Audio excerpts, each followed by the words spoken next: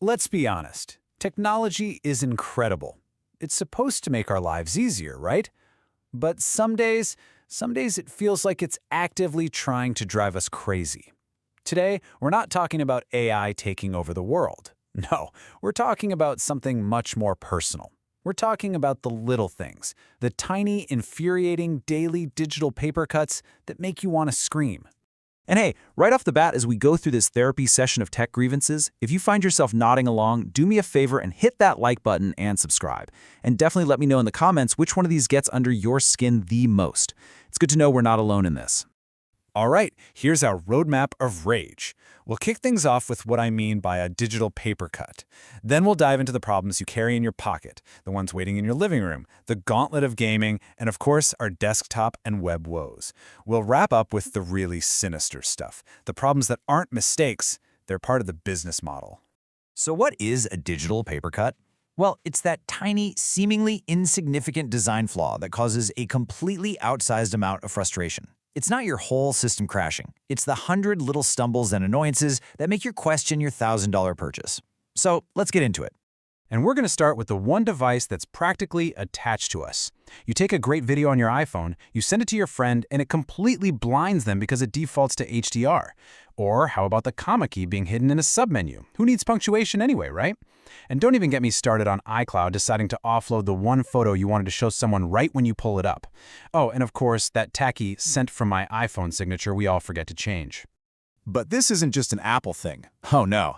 It's that hyper-aggressive autocorrect that's so sure you meant to type ducking.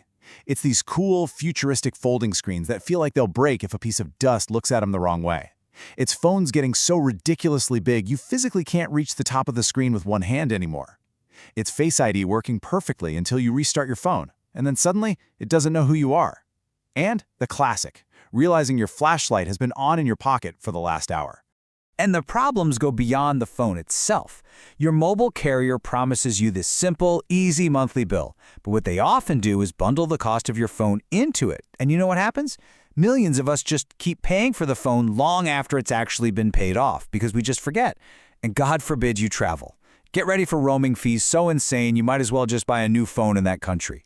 It's absolutely wild. Okay, let's move from the tiny screen in your hand to the giant one in your living room. Remember when we all cut the cable cord to save money and escape the complexity?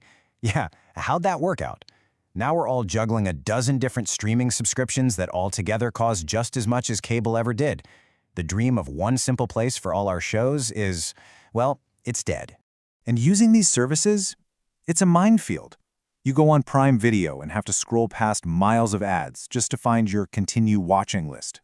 You hover over a show on Netflix for 2 seconds to read the description, and a trailer blasts at full volume. The menus on these so-called smart TVs are often painfully slow and clunky. They pack in these cinema modes that just make the movie look weird. And the most universal problem of all, you crank the volume up to hear what people are saying, only to have your eardrums blown out by the next explosion. From watching to playing, the frustrations just keep coming. The PlayStation 5 is this incredible piece of tech, but the disk drive is oriented in a way that just feels backwards. And that microphone on the controller, it's on by default, so all your friends get to hear you sighing in frustration. Meanwhile, the Nintendo Switch, years and years after we had customizable themes on our handhelds, gives you the groundbreaking choice of white or black. That's it. But these little design quirks, they kind of point to a much bigger, more fundamental problem in gaming. Because while we're annoyed about a controller mic, the entire industry is just letting its own history crumble into dust. This number says it all. 87% of classic video games are just gone. They're commercially unavailable, you can't buy them. Unless you have the original decaying console, they're lost to time. It's a tragedy, really. And the problems with modern games just keep stacking up. You buy a physical disc thinking you own the game, but really, it's just a key that makes you download the whole thing anyway. Single-player games that demand you be online, for reasons. We've got these powerhouse consoles, but good luck finding a new game with simple same-screen multiplayer. And then there's the games themselves, forcing you through a tutorial for the 10th game in a series, or hitting you with the surprise QuickTime event during a cutscene right after you've put the controller down. All right, time to talk about the machines we actually try to get work done on. Can someone please explain to me how our phones have these unbelievable cameras, but nearly every laptop, even the super expensive ones, has a webcam that looks like it was made in 2005? Or how these beastly laptops lose a huge chunk of their power the second you unplug them? And of course, let's pour one out for all the useful ports, sacrificed for the sake of the dongle life. And if you're a Windows user, you know a very special kind of pain. It's the weather widget telling you with complete confidence that it's 120 degrees outside in the middle of winter. But the ultimate sin, the absolute worst, is when you click shut down because you're rushing to leave, and that's the exact moment Windows decides it must install a tiny update and restart. This all leads us to the shared nightmare of online security. First, you've got to prove you're human by trying to read a captcha that looks like a smeared alien language. Then you hit Forgot Password. The system, helpfully, asks for your old password to continue, the one you just said you forgot. Then it demands a new one with an uppercase letter, a number, a special character, and the tear of a dragon. You make one up, use it once, and then immediately forget it, starting the whole miserable cycle all over again. So what do? You turn to the internet for help. You scroll through a dozen garbage articles clearly written by AI, then you find it.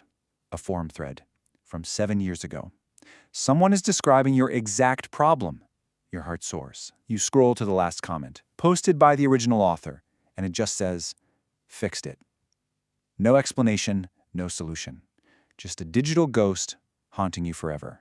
You know, that feeling of pure despair you get from that dead-end forum post, it's actually the perfect transition into our final section. Because what if some problems aren't meant to be solved? Up until now, we've mostly talked about bad design and oversights. But now, we're entering a much darker territory. Problems that exist on purpose. These aren't bugs, they're features.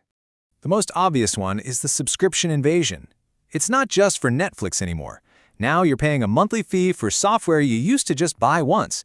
You're subscribing to the news. You're even subscribing to features that are already built into your car, like heated seats. Adding games, you pay full price only to find in-app purchases that are cleverly designed so you can never buy exactly the amount of fake currency you actually need. But the original villain, the blueprint for all this nonsense, is the printer. They sell you the printer for next to nothing because they know they have you trapped. They make all their money on the tiny, ridiculously overpriced ink cartridges. The software is designed to block you from using cheaper third-party ink. And then, and this is the truly diabolical part, many printers will refuse to print a simple black and white document if you're out of the yellow ink cartridge. It is the definition of user-hostile design. And this thinking is everywhere now. It's greenwashing. When a company takes the charger out of the box to help the planet, but then happily sells it to you separately. It's dark patterns, like websites that make the unsubscribe buttons so tiny and hidden you need a map to find it. It's monopolies, like Ticketmaster, with their endless fees. It's even those mobile game ads that show you this incredible action-packed game that looks nothing like the actual puzzle game you end up downloading. So on top of all these big, systemic, and sometimes malicious problems, our days are just filled with this constant, low-level hum of tech just not working right. So let's do a quick lightning round to finish things off. Why is pairing a Bluetooth device still a complete gamble? Why does Wi-Fi drop out when you're sitting 3 feet from the router? The eternal 3-flip struggle to plug in a USB-A cable. The new hell of USB-C, where every cable looks the same but they all do different things. Apps spamming you with notifications to come back and play. Unskippable ads on a 30-second video. QR code menus at restaurants that just lead to a 404 error page. And finally, it's not a design flaw, but it is a technology failure. People who play music on their phone speaker in public. So after all of that, you have to wonder. We've achieved so much. We have these amazing tools at our fingertips, but we're surrounded by these little failures. As we go forward, are companies going to start focusing on more thoughtful, human-centric design that just works? Or are we just signing up for 100 brand new ways to be infuriated in the future? What do you think?